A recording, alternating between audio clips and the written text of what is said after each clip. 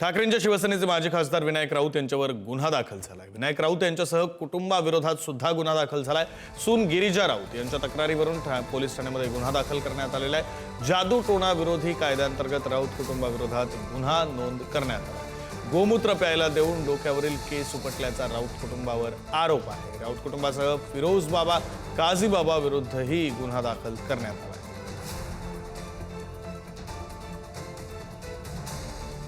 प्रतिनिधी Nikesh Shardul phone line वरून जोडले गेलेले आहेत, या संदर्भातले सविस्तर तपशील देतील। निकेश, नक्कीच विक्रांत, ठाकरेंच्या शिवसेनेचे माजी खासदार विनायक राऊतांसह कुटुंबाविरोधात ठाण्यातल्या कापूरवाडी पोलीस ठाण्यामध्ये गुन्हा दाखल झालेला आहे।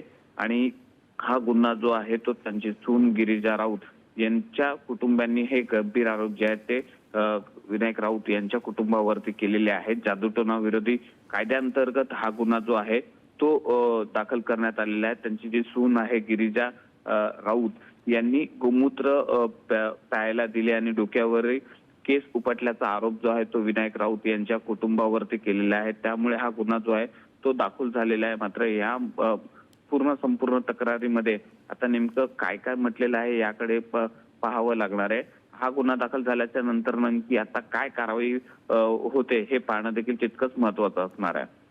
धन्यवाद निकेश, दिलेल्या या सगळ्या माहितीसाठी।